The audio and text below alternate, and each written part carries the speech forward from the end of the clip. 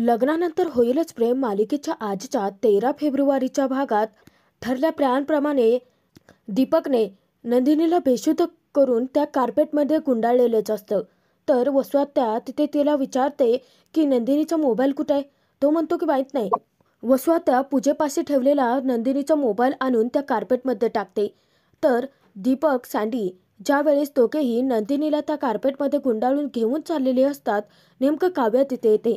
काव्या येताच वसुहत्या तिची नजर चुकवून त्या रूममध्ये लपून बसते आणि जेव्हा काव्या येते तर तिला नंदिनी तिथे कुठेही दिसत नाही. तोचपर्यंत तिची नजर चुकावत वसुहत्या बाहेर पळून जाते. आता वेळीच ती सटकलेली असते. काव्याला मोठा धक्काच बसतो की तिला तिची नंदिनी ताई कुठे भेटतच नसते. तेव्हा दीपक सँडी जे कार्पेटमध्ये नंदिनीला घेऊन चाललेले असतात त्यांच्या पाठोपाठ काव्य येते, परंतु तिचं लक्ष त्यांच्याकडे नसतंच.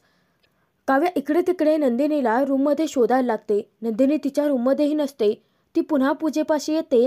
इकडे तिकडे पाहते तर तिचं लक्ष पूजेपाशी जातं.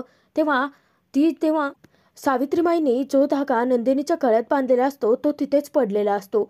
आता तो धागा हातात घेताच काव्याला जबरदस्त धक्का बसतो. इकडे लग्न मांडवात सर्वच जण आता ताटकाळलेले असतात. गुरुजी म्हणतात की अरे कुठे नवरी मुलगी, मुहूर्ताची वेळ होत आली आहे. सर्वच जण नंदिनीची आवर्जून वाट पाहत असतात.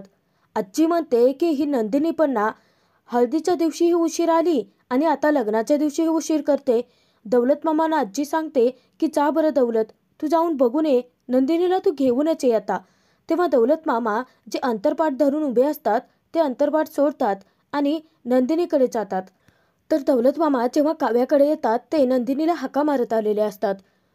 तेव्हा दौलत मामांचं लक्ष काव्याच्या हातात जातं तर तिच्या हातामध्ये नंदिनीचा तावीज असतो. तर दौलत मामा धक्क्याने विचारतात की हा तावीज तर सावित्रीमाईंनी दिला होता ना, मग हा तावीज गळ्यातून बेजबाबदारीपणे काढून फेकून नंदिनी जाऊच कशी शकते कुठे. तेव्हा काव्य आता रडकुंडीला आलेली असते. काव्य म्हणते की मला नाही माहीत रे मामा.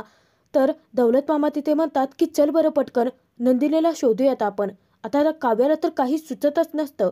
दौलत मामा काव्या जीवाच्या आकांताने नंदिनीचा शोध घेत असतात. तर दौलत मामा नेमके बाहेर येतात. तर दीपक सँडी दोघेही कार्पेटमध्ये नंदिनीला घेऊन चालले असता दौलत मामा त्यांना अडवतात आणि त्यांना थांबायला सांगतात. ते त्यांच्यावरती ओरडत त्यांना जा विचारतात की हे कार्पेट घेऊन तुम्ही नक्की कुठे चाललात. तर दीपक आता मामांना खोटं सांगतो की एक्स्ट्राचं कार्पेट आहे ना, उगाच तुम्हाला एक्स्ट्रा चार्ज कशाला. तेव्हा मामा म्हणतात की लागला तर लागू देत की चार्ज, असा कितीसा लागायचा आहे, तुम्ही चला बरं, आधी ते कार्पेट नेऊन आतमध्ये ठेवा, असं ते त्यांना धाक दाखवतात. आता दीपकची खाबरगुंडी उडालेली असते.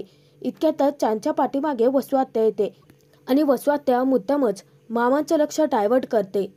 मामांना जेव्हा एक साडी कार्पेटच्या बाहेर आल्याचं दिसते तेव्हा मामा आता त्यांना जा विचारणार.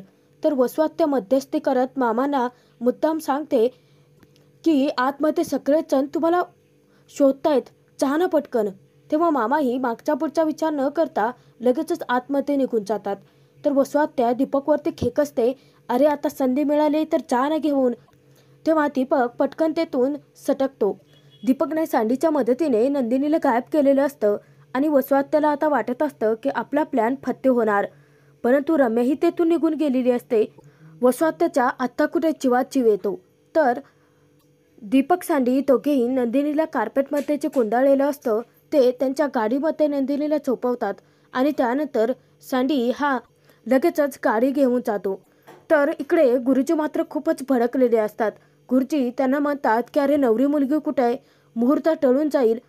तेव्हा धनंजय शारदाला हाक मारून विचारतो की अगं नंदिनी कुठे आहे. इतक्यातच मामा येतात. धनंजय तेव्हा मामांना विचारतो की अरे तुम्ही बाहेर काय करत होतात, नंदिनी कुठे आहे.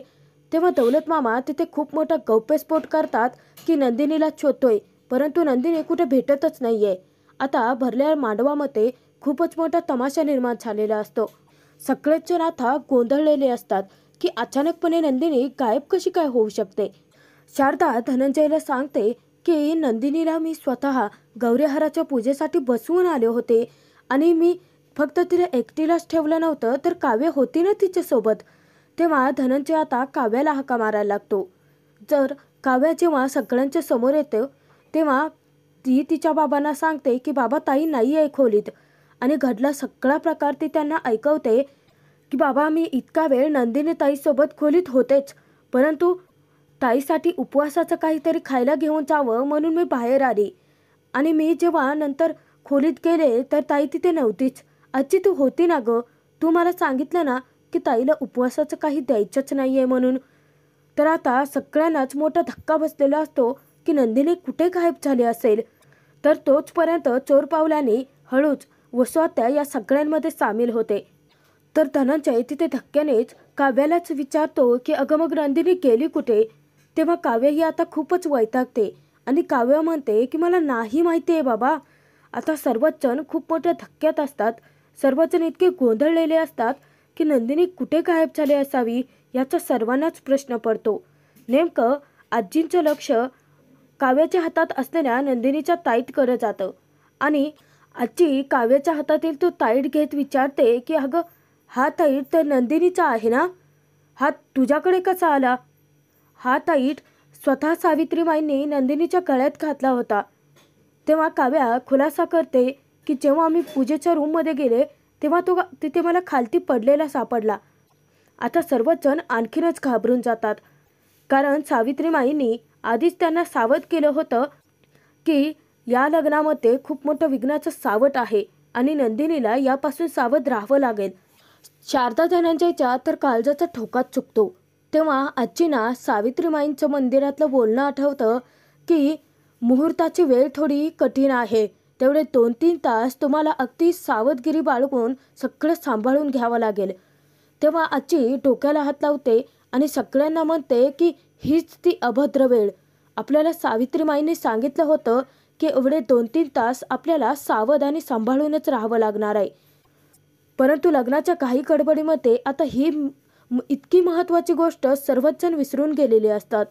आजी काव्य शारदाला ओरडते की लक्ष कुठं होतं तुमचं, तुम्हाला एवढी वेळ सांभाळून घेता आली नाही का.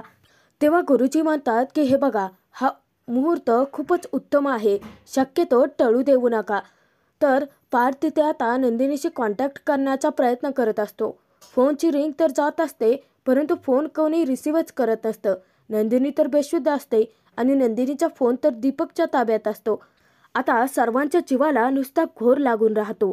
तर विक्रम गुरुजींना म्हणतो की येईलच ती, कदाचित इकडे तिकडे कुठेतरी गेली असावी.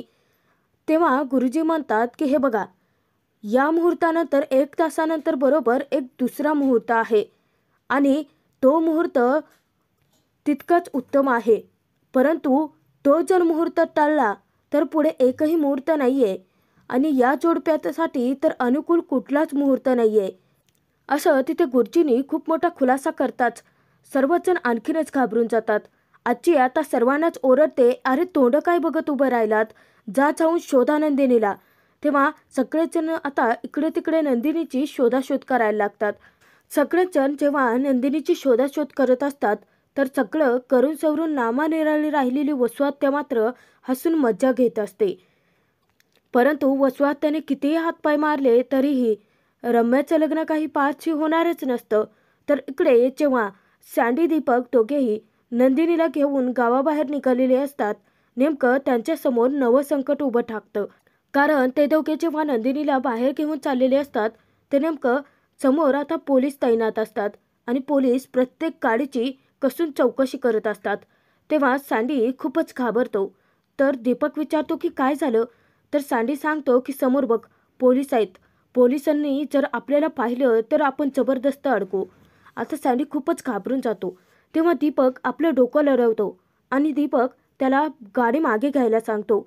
दीपक त्यानंतर सँडीला म्हणतो की हे बघ, मी हिला आता कार्पेट बाहेर काढतोय. दीपक जेव्हा नंदिनीला कार्पेटच्या बाहेर काढतो तर सँडी खूपच घाबरलेला असतो. सँडी तिथे दीपकचं डोकं हैराण करतो की पोलिसांसमोर अचानकपणे जाग आली हिला तर. तेव्हा दीपक म्हणतो की क्लोरोफॉर्मचा इफेक्ट इतक्या लवकर नाही संपणार आहे, तू चल तर पुढे. घाबरलेला सँडी पुन्हा प्रश्न विचारतो की मला खरंच भीती वाटते. आता त्यांच्याकडे दुसरा मार्गही नसतो, कारण गावाबाहेर जाण्यासाठी तो एकमेव रस्ता असतो. तेव्हा त्यांना आता तो रस्ता पार करावा तर लागणार असतो. तर दीपक तिथे नंदिनीला कार्पेटच्या बाहेर काढतो आणि आपल्या शेजारी शीटवरतीच बसवतो. नंदिनी अजूनही बेशुद्ध असते. तेव्हा सँडी पुन्हा पुन्हा विचारायला लागतो की पोलिसांनी विचारलं की ही बेशुद्ध काय तर काय सांगायचं आपण. तेव्हा दीपक त्याच्यावरती चिडतो की सँडी तू एकतर गप्प बसतोस का? काय करायचं माझं मी बघेन ना, तू फक्त गाडी घेऊन चल पुढे. इकडे लग्न मांडवात तर नुसतं चर्चानं उधाण आलेलं असतं. गावातील बायका नको ती चर्चा करायला सुरुवात करतात की काय माहिती काय भानगड आहे, नवरी मुलगी अचानकपणे गायब कशी काय होऊ शकते. आणि हे सगळं ऐकून वसुआ त्या फिदी हसायला लागते. तर फक्त बायकाच नाही तर पुरुषही आता नंदिनीबद्दल विचित्र चर्चा करायला लागतात. तर ते म्हणतात की नवरी मुलगी पळून तर गेली नसेल ना? नाही म्हणजे माझ्या भावाच्या लग्नात सुद्धा असंच घडलं होतं. त्या नवरीला लग्न करायचं नव्हतं म्हणूनच ती ऐन मांडवातून पळून गेली होती. असं तिथे आता वेगवेगळ्या चर्चांना नुसतं उधाण आलेलं असतं. आणि ते सगळं ऐकून वसुआत्या त्याचा नुसता आनंद लुटत असते. त्यांच्यावरती हसून मोकळी होते. तर तिथे धनंजय, शारदा आता सगळेच जण धावत आतमध्ये येतात. तेव्हा विक्रमला धनंजय म्हणतो की वाड्याच्या मागच्या बाजूला सगळीकडे मी नंदिनीला चेक केलं परंतु नंदिनी कुठेही भेटत नाहीये. तेव्हा धनंजयला त्याचा बीपीचा त्रास चालू होतो. तर विक्रम त्याला धीर देतो, त्याला समजावतो की अरे सापडेल नंदिनी, अरे काही नाही होणार तिला, तू असा धीर सोडू नकोस बरं, आपण सगळेच जण आहोत ना, आपण सगळेच जण शोधू. तर काव्याला धनंजय म्हणतो की तू नंदिनीला फोन लाव बरं. तेव्हा काव्या म्हणते की बाबा अहो कित्येक वेळा मी फोन ट्राय केला आहे, रिंग जाते पण ताई फोनच उचलत नाहीये. तेव्हा धनंजय तिच्यावरती खेकसतो की तुला म्हटलं ना फोन लाव, जोपर्यंत नंदिनी फोन उचलत नाही तोपर्यंत फोन लावत राहा तिला. तेव्हा काव्या तिच्या बाबांना म्हणते की हो हो तुम्ही चिडू नका. आणि काव्या सतत फोन ट्राय करते. आता तिथे पार्थनेही खूप वेळा फोन ट्राय केलेला असतो परंतु नंदिनीशी काही कॉन्टॅक्टच होत नसतो. सगळ्यांच्या जीवाला नुसता घोर लागलेला असतो. शारदाला एकीकडे तिच्या मुलीचीही काळजी आणि दुसरीकडे धनंजयची काळजी वाटते. ती त्याला समजावते की अहो तुम्ही असं स्वतःला त्रास करून घेऊ नका. वसुआत्या मुद्दामच साजूकपणाचं आव्हानात शारदाला म्हणते की अगं शारदा, आपण मगाशी जेव्हा खोलीत गेलो होतो तर आपल्यासमोरच नंदिनी गौरीहार पूजत होती ना, मग अचानकपणे गेली कुठे असेल ही. तेव्हा मालिनी म्हणते की ताई हे बघा तुम्ही शांत व्हा, सापडेल ती. सगळ्यांना खूपच टेन्शन आलेलं असतं.